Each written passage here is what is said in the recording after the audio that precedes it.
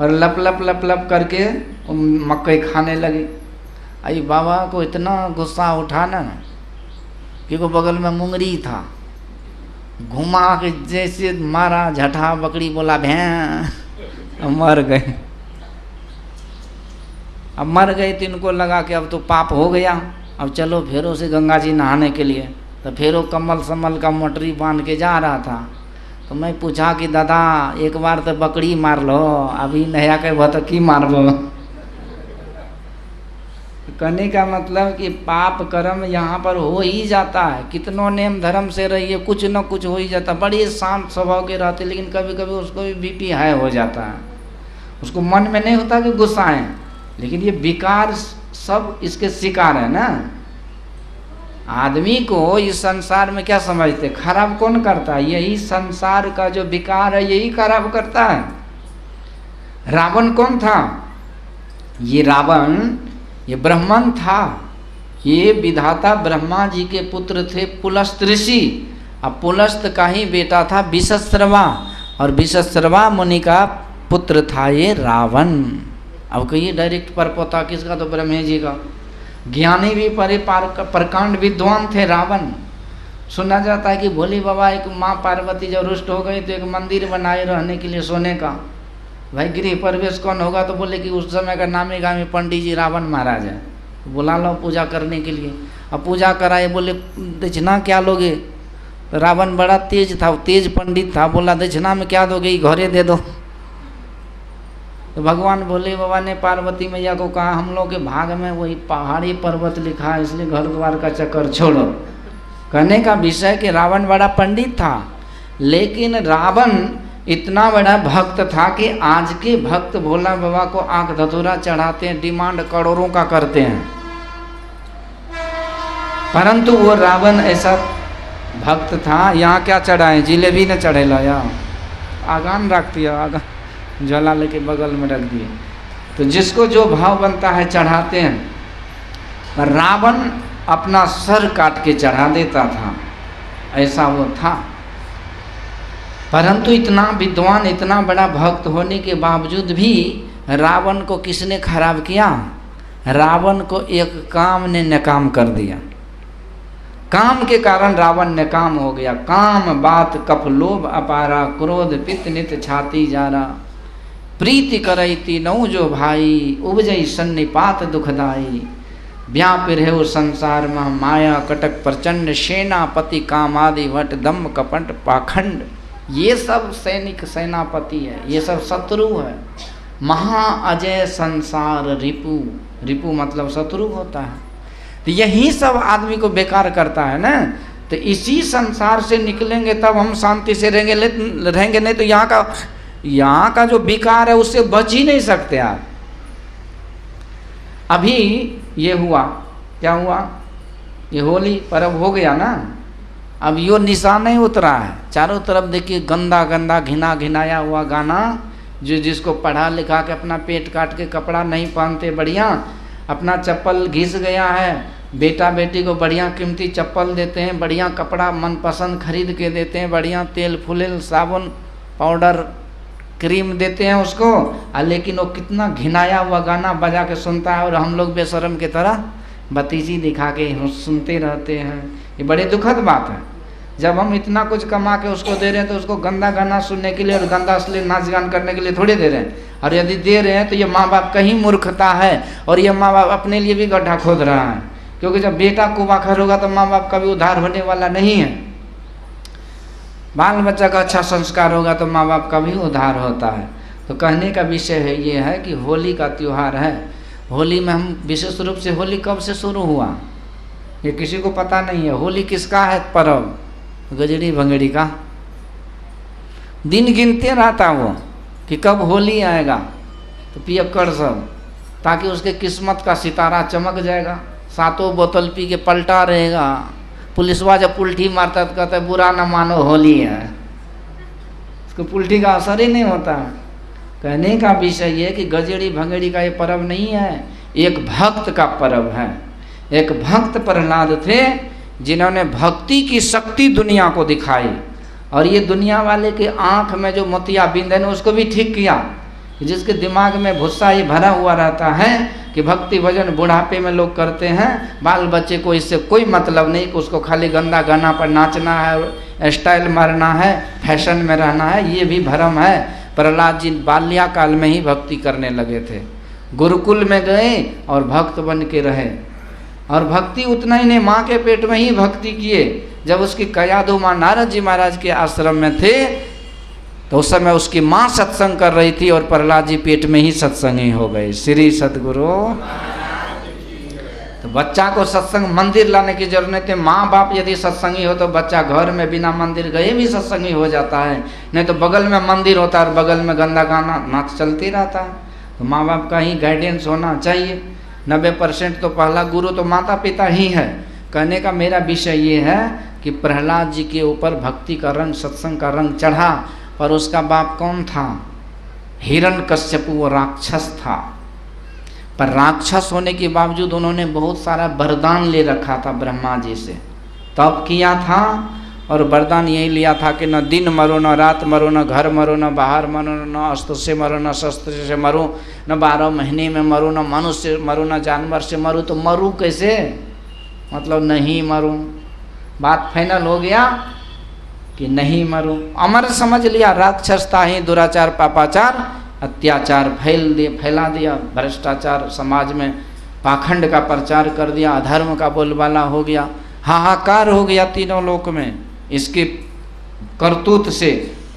परंतु देवता लोग व्याकुल हुए, सब भगवान नारायण के शरण में गए। तो भगवान कहते देखो दुनिया में कोई कितनों अत्याचारी हो, यदि वो भक्त पर कुठाराघात करेगा तो उसका नाश निश्चित होगा, चाहे जो हो जाए। और वही हुआ उसके घर में, जो उसी का बेटा भक्त बन के जन्म लिया और इसी को ही मारना शुरू कर दिया। बाद में उसे संकल्प ले लिया कि ये शरीर में यदि थोड़ा सा रोग हो तो उस भाग को, यदि रोग शरीर संपूर्ण शरीर को बचाना तो उसे काट के फेंकना चाहिए तो फेंक देना चाहिए। ऐसा निश्चय करके वो हिरण्यकश्यप राक्षस ने सोचा इसको मार ही दो, नहीं तो हमारे दानव कुल का एक कलंक हो जाएगा। तो हाथी के ऊपर, हाथी उसे गिरा दिया नीचे और हाथी का पैर चला दिया उसके ऊपर। वक्त पर प्रहलाद जी को भक्ति सत्संग का वो रंग चढ़ा हुआ था। जाको राखे साइया मार सके न कोई, बाल न बाका कर सके जो जग बैरी होए। आजकल यदि कम पीढ़ी के, कम उम्र के बाल बच्चे को जब कहीं जाते हैं बोलते हैं दीक्षा ले लो, तो वो तो तैयार हो जाता, लेकिन उसके माँ बाप ऊपर से वहाँ कूदक पड़ते हैं, टांग अड़ा देंगे, नहीं अभी तो ये बच्चा है, बच्चा है। कि प्रहलाद जी के जीवन में कितना संकट आया, कितना संघर्ष था उसके जीवन में, फिर भी वो संघर्ष का सामना करते हुए, संकटों को झेलते हुए भी भक्ति को नहीं छोड़ते हैं। तो भक्ति जिसका करते हो सोए हुए क्या? रण वन व्याधि विपत्ति में मत भूलो जनी कोय, जठरा अग्नि में रक्षा किन्नी सो प्रभु गयो कि सोए। माँ बाप बाल बच्चा का कई घड़ी रक्षा करेगा, लेकिन वो ईश्वर हर पल हर क्षण रक्षा करते हैं। यदि उसका भक्ति करेंगे तो उसको रक्षा नहीं होगा। तो इसीलिए कहने का विषय ये है कि भक्ति भजन से तो अपने बाल बच्चे परिवार को जोड़ ही दीजिए, और यदि उस भक्ति भजन में जो बाधक हो तो सख्त निर्देश दीजिए कि उसके संग में ही मत रहो, वो तुम्हारा हितैषी नहीं हो सकता। जाके प्रिय न राम वैदे ही तजिए ताही कोटि बैरिसम यद्यपि परम स्नेही, करोड़ों दुश्मन के समान है। तो इसीलिए तो माँ बाप के दिमाग में घुसना चाहिए। अब ज़्यादा हम लोग को क्या बोलना है। प्रहलाद जी के ऊपर हाथी का पैर दे के चलाया गया, पर प्रहलाद जी भगवान की दया से बच गए। पहाड़ के चोटी पर से गिरा दिया गया, प्रहलाद जी बच गए। राम ना बिगाड़े जेकर केहू ना बिगाड़े जी। होलिका आई और उसको वरदान था, नाम होलिका था। कपड़े ओढ़ के आग में जाए तो वो जले नहीं, तो प्रहलाद जी को ले ली गोद में और सोची ये तो जल जाएगा, इनाम मिलेगा मुझे महाराज से और मैं बच जाऊंगी, मेरा भी नाम होगा। इस तरह से होलिका वो कपड़े ओढ़ करके गई, आग में बैठी।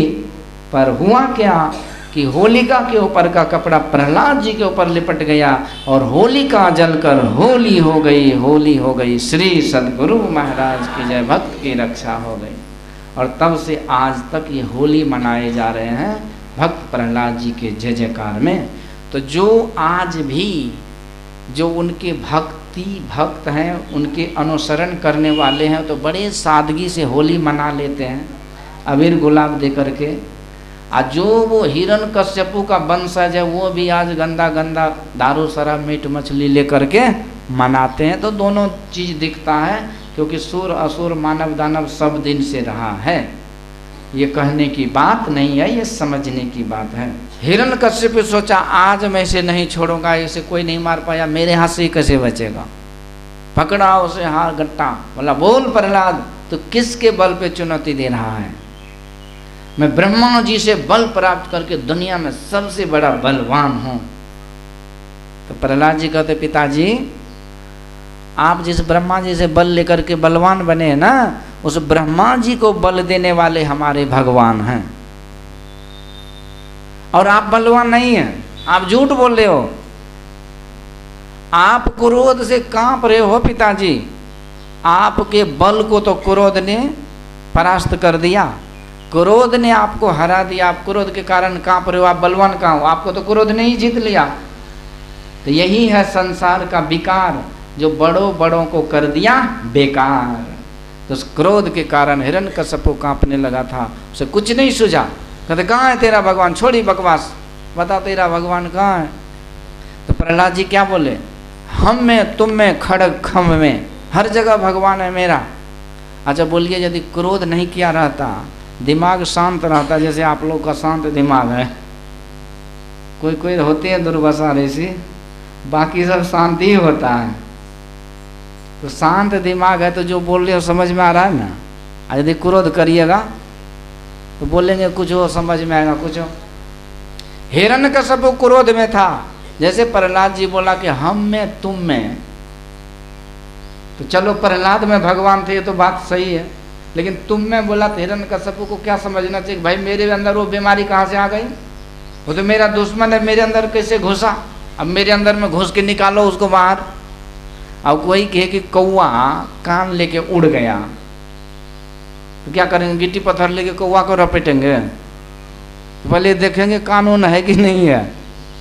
पर जब दिमाग स्थिर नहीं होता तो ऐसे होता है। एक दिन मैं मोबाइल से न्यूज सुन रहा था, समाचार, कुपा घाट में, तो भोजनालय ऐसे इधर उधर, अब चारों तरफ मैं घूम रहा हूँ कि मोबाइल कहाँ छूट गया। आजकल कर लो दुनिया मुट्ठी में सब कुछ है, चला गया तो आपका सब कुछ चला गया, मोबाइल में सब कुछ भरा पड़ा है। परेशान 10 मिनट तक मैं घूमता रहा, भाई मोबाइल कहाँ गया, मोबाइल कहाँ गया।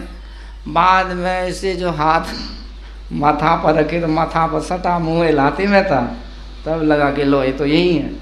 तो यही है, दिमाग जब स्थिर नहीं रहता है तो भ्रम होता है। जब प्रहलाद जी ने सुना दिया कि हम में तुम में खड़ग खम में है, तो हिरण्यकश्यप को अंदर खोजना चाहिए। लेकिन यही मानव दानव का अंतर है। मानव जहाँ शरीर में ही सर्वस्व, शरीर के अंदर आत्मा को ही सर्वस्व मानते हैं, वहीं दानवी वृत्ति के लोग शरीर को ही सब कुछ मानते हैं। जावम जीवित सुखम जीवित ऋणम कृत्वा घृतम पिबेत भस्मीभूत शरीरस्य पुनरागमन कुतो भवे। तो कहने का मतलब कि हम शरीर कुछ नहीं है, हम तो आत्मा है, और ये शरीर तो आता जाता रहता है। और ये सत्संग भजन ध्यान ये आत्म सुख के लिए ही होता है। तन मन सुख है ना सुख तेरो, आत्म सुख निज तेरे, तू तन मन सुख निज को जानियो, भयो काल के चेरे। आत्मा सुख ही असली सुख है।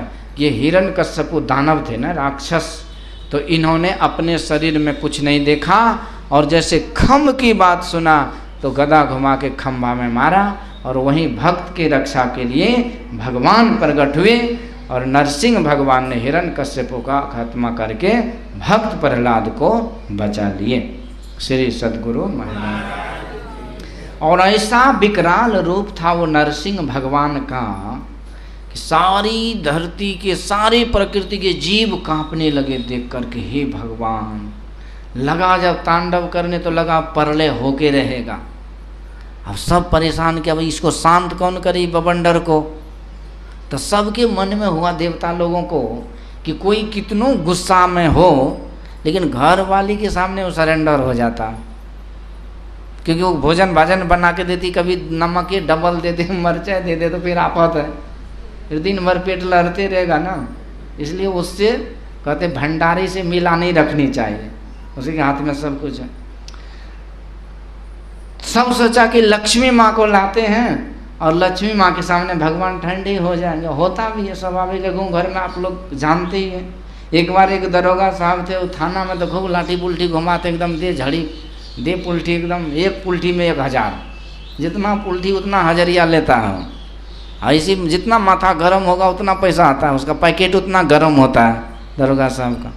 लेकिन एक बार वो थाना से आया घर खाना खाने के लिए, घर वाली रोटी बना रही थी, आई मुँह झाड़ने लगा, हैं इतना देर हो गया, क्या से क्या करती रहती हो, भोजन बना के नहीं रखती हो, खूब एकदम अकबक करने लगा। घर वाली को चढ़ा गुस्सा, ऐसी बेलना उठाती है, कहती सुनो चुपचाप बैठो, जब रोटी सब्जी बनेगी तो खाना मिलेगा। ये खाना वाला जगह है, ये थाना नहीं है तुम्हारा। यदि ज़्यादा माथा बकबक किया ना तो बेलना घुमा के मारूंगी, बत्तीसी बाहर हो जाएगा। तब उनको लगा कि सर ये मैं खाना वाला भोजनालय है, ये थाना नहीं है। होता है। तो देवताओं गए लक्ष्मी माँ के पास, माता जी राम राम। अरे माता जी चलो देखो आपके भगवान का क्या अद्भुत अवतार है, एकदम स्मार्ट सुंदर लग रहे हैं देखने में।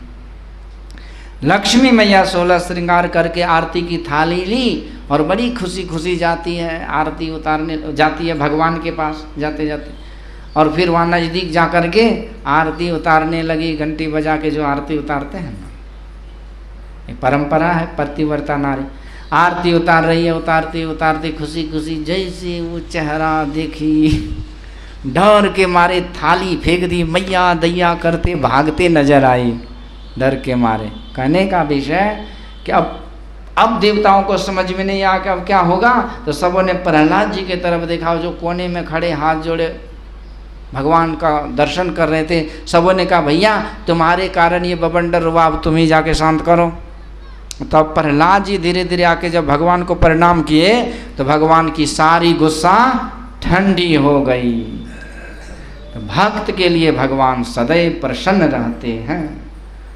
भगवान का 2 रूप है, माता का भी 2 रूप है, एक है माता का, दूसरा है काली का। और भगवान का एक है रूप दयालु का और एक है काल का। तो जो पाप कर्म करते हैं उसके लिए भगवान नहीं, उसके लिए काल हो जाते हैं। करई मोह बस नर अघनाना, स्वार्थ रत पर लोक नसाना, तिन कर काल रूप में भराता, शुभ अरु अशुभ कर्म फलदाता। जो मोह बस में पाप कर्मों को करता है भरत जी, मैं उसके लिए भगवान नहीं रहता, मैं उसके लिए काल होकर के उसे मैं कठोर सजा देता हूँ। वही माता जी है, या देवी सर्वभूतेषु दया रूपेण संस्थिता। ऐसी दया की मत पूछिए, परंतु वही जब पाप कर्म करते हैं लोग तो उसके लिए वही काली बन करके, जैसे रक्त बीज चंड मुंड महिषासुर का गर्दन उड़ाती ना, तो ऐसे वो करती है। कहने का मतलब कि भगवान दयालु कृपालु तो है, लेकिन उसके लिए जो उसके आदेश उपदेश पर सत्कर्म पर चलते हैं, पर भक्तों के लिए तो सदैव आशीर्वाद ही है उसका। एक विदेशी आया, एक मूर्ति माता जी की मूर्ति को देखा दुर्गा माँ के, तो बोला कि I think in Hinduism all the gods and goddesses all of them holding the weapons, that means in Hinduism there is a violence, lot of violence involved in Hinduism. That is the reason they are holding weapons. Why it is so? मतलब मुझसे पूछा कि भगवान सब जो हथियार धारण किए रहते हैं क्यों धारण करते हैं, इसका मतलब ये सब हिंसक हैं। तो मैं बोला no, it is not true that Hinduism provokes the violation. Hinduism is the peace of religion, but the point is the one who is committing all the time sins, for them gods and goddesses holding weapons to punish them, and those who are doing prayer, puja and doing the good karma, for them all the time they are giving blessings. मतलब कि ये भगवान हथियार भगवती हथियार धारण करते हैं, लेकिन जो पाप कर्मी दुराचारी होते हैं उसी के लिए वो धारण करते हैं दंड देने के लिए, परंतु वही भगवान एक सस्ती मुद्रा रखते हैं, यानी आशीर्वाद हमेशा देते रहते हैं। वो किसके लिए, तो जो अच्छे कर्मों को करते हैं उसके लिए भगवान का सदैव आशीर्वाद होता है। श्री सद्गुरु महाराज की। तो यहीं प्रहलाद जी गए तो भगवान मुस्कुराने लगे और गुस्सा ठंडी हो गई। भगवान गोद में ले लिए प्रहलाद जी को और भगवान पूछते हैं, प्रहलाद एक बात बोलो, ये सारी प्रकृति मेरे चेहरा से रंग रूप से दिख के डर से कांप रहा है, लेकिन तुम्हें डर नहीं होता? प्रहलाद जी कहते एक बात बताओ महाराज कि आप क्या हो? कहते मैं सिंह रूप में हूँ, आधा नर आधा सिंह। प्रहलाद जी कहते मैं क्या सियार नजर आता हूँ? शेर का बच्चा शेर ही होता है और शेर के बच्चा को शेर से डर नहीं लगता। मुझे यदि डर लगता है प्रभु तो आपके माया से डर लगता है, माया मैं संसार से। आप क्या डर लगेगा? आपसे क्या डर लगेगा? भगवान हंसने लगे, कहते हाँ भक्त, मैं अपने भक्तों को कभी दुखी नहीं होने देता। पर प्रहलाद, ये पहली बार ऐसी अभूतपूर्व घटना हुई कि मेरा भक्त मेरे पर विश्वास करके इतने भाव भक्ति से मुझे पुकारता रहा और मुझे आने में इतनी देरी हो गई, इसलिए तू मुझे माफ कर दे। हाथ जोड़ लिए भगवान। तो प्रहलाद हंसने लगे, कहते सरकार ये माया का जाल मुझ पर मत फेंको, मुझे कभी कोई कष्ट नहीं हुआ, आप ही मेरे अंदर बैठ करके सारे कष्टों को झेलते थे। भक्त को भला कष्ट क्या होगा? वो कष्ट नहीं। पलटू सोवे मगन में साहब चौकीदार, साहब चौकीदार मगन हुए सोवन लागे सोवे, पौ पसारे देख के दुश्मन भागे, इसलिए मुझे कष्ट नहीं। तो भगवान कहते ठीक है भक्त, मैं तुम पर प्रसन्न हूँ, तुम मुझसे वरदान मांग लो। प्रहलाद जी कहते प्रभु यदि वरदान ही देना हो तो मुझे वरदान दो कि मेरे पिताजी का उद्धार हो जाए, जिसको आप पेट चीर के ऑपरेशन कर दिए। तो भगवान कहते देख भक्त, तो एक पिता की छोड़, तुम्हारे जैसे भक्त जिस कुल में जन्म लेगा और भक्ति करेगा उसके 21 पीढ़ी का मैं उद्धार कर दूंगा। बात समझ में लो। अब कुबाखर जब जन्म लेगा और हड्डी पार्टी जब जन्म लेगा, बोतल बोतली सब, तो 21 पीढ़ी को नरक लेके चला जाएगा। इसलिए अपने बाल बच्चे को सत्संगी बना लीजिए, उसका भी भलाई होगा, वो भी बेतरनी पार होगा, उसके सहारे आपका भी और आपके पुत्रों का भी उद्धार होगा। पुत्रवती जुवती जग सोई, रघुपति भगति जासु सुत होई। अब जो बड़ा हो गया तो कहावत है कि बूढ़ कौवा तो पोष नहीं मानता है, लेकिन जो पोता पोती नहीं इतना तीन छोटा छोटा, उसको कोशिश कीजिए। आपका तो बस है नहीं, बूढ़ा बूढ़ी के हाथ में कुछ नहीं रहता है, फिर भी कहने का है, कहते रहिए। हम लोग भी बोलते हैं तो सब बात थोड़ी मान लेता, लेकिन कहते रहते हैं। गंगा जी बहते रहते हैं, बाबा सब कहते रहते हैं, अब जो करते तो लाभ होता है। और अपने कर्म धर्म पर रहना चाहिए, दूसरे को इससे जोड़ते रहना चाहिए। इस तरह से प्रहलाद जी को भगवान कहते हैं कि भक्त तू मेरे संतुष्टि के लिए एक और वरदान मांग लो। प्रहलाद जी कहते हैं सरकार मुझे कोई वरदान मत दो, ये वरदान ही आपसे भक्त को दूर करता है। वरदान में हम जो दुनिया का कोई चीज़ मांगेंगे वो आपसे हमको दूर कर देगा, इसलिए यदि कुछ देना हो तो एक वरदान दे दो। भगवान कहते लो क्या चाहिए? तो प्रहलाद जी कहते हैं मुझे वरदान दो कि मेरे अंदर से मांगने की इच्छा खत्म हो जाए। तो भगवान मुस्कुराने लगे, कहते भक्त प्रहलाद तुम्हारे जैसे भक्तों के लिए ही मैं खम से प्रकट हो जाता हूँ और न जाने क्या क्या रूप ले लेता हूँ, क्योंकि तुम्हारे अंदर मेरे अलावा और कोई जगह नहीं है। तुम्हारे हृदय में केवल मेरा ही वास रहता है, दुनिया का ये माइक चीज़ का नहीं। इसलिए ऐसे भक्तों का जिसका हृदय निर्मल रहता है, तो कबीरा मन निर्मल भया जैसे गंगा नीर, पीछे लागे हरि फिरे कहत कबीर कबीर। तो ये सारा प्रभाव प्रहलाद जी में कहाँ से आया? तो ये सत्संग से आया, और सत्संग किए, सत्कर्म किए, तो आज प्रहलाद जी क्या हुआ? भगवान के आशीर्वाद से एक कल्प तक सम्राट रहे, राजा रहे, एक मनवंतर तक राजा रहे। एक कल्प कितना दिन का होता है? बोलिए 10-20 साल के है तो नहीं, 4 अरब 32 करोड़ साल, इतने वर्षों तक वो सम्राट रहे। और इसके बाद भगवान के धाम को गए, तो जब तक संसार में रहे उसका जय जयकार हुआ, और आज भी होली मना करके उसी के जय जयकार करते हैं। और वो प्रहलाद जी का अंततो गत्वा भक्ति पूरी हुई, परम कल्याण हुआ। तो कहने का विषय है कि इसके मूल में ये सत्संग है। सत्संग उसकी माँ ने नारद जी महाराज से सुने थे, तो हम लोग भी गुरु महाराज के सत्संग सुनते रहें, और ये सत्संग हमें भी, हमारे परिवार को भी सुख में आनंद से भर देगा। और यही लाभ सत्संग का है। हमारे सत्संग कराए हैं बड़े पुण्य के भागी हैं। वैसे मैं उनको बोला था कि आप अपने घर पे कराइए, गुरु महाराज का मंदिर तो है ही, यहाँ तो सत्संग माहौल है ही, लेकिन घर पर कराने से क्या होता है, घर की वातावरण शुद्धि होती है, वहाँ का वाइब्रेशन जो है वो भी प्रभाव करता है, और वहाँ जो भी रहते हैं उसकी बुद्धि में दिव्यता का गुण आता है। और इसीलिए घर पर प्रायः बाजा गाजा के साथ कराना चाहिए, शॉर्टकट में मत निकालिए। वैसे कर दिए इस बार तो ठीक है। एगो सत्संगी था, बड़ा गरीब था, तो पूछा कि बाबा विवाह केना करिए बेटी के। तो मैं बोला कि जाओ ना बगल में मंदिर है, गुरु महाराज को साक्षी बना के फेरा लगा के, नहीं तो भोला बाबा के मंदिर में कर दो, खर्चा वर्चा बच जाएगा। तो बोला नहीं, एक एगो बेटी है वही थोड़े करवाए, जाए चाहिए 2 कट्ठा जमीन के बात के लिए ओकरा बेचबै आ डीजे लाबै। ब्याह शादी में देखिए कर्जो लेकर के लोग क्या से क्या करते, लेकिन वो सब पानी चला जाता है। लेकिन गुरु दरबार में, गुरु महाराज के दरबार लगाने में, सत्संग करने में जो भी खर्च करेगा 1000 गुना मिलेगा, और इस जन्म में मिलेगा, आगे भी मिलता रहेगा। इसलिए जो भी सत्संग कराइए अपने घर में, द्वार में कराइए, पर सत्संग नियम से व्यवस्था से कीजिए तो अत्यंत लाभ है। पर यहाँ भी कराइए, इसमें वो उतना ही लाभ है। ये तो मैं एक बात बोल दिया। बोलिए श्री सद्गुरु महाराज।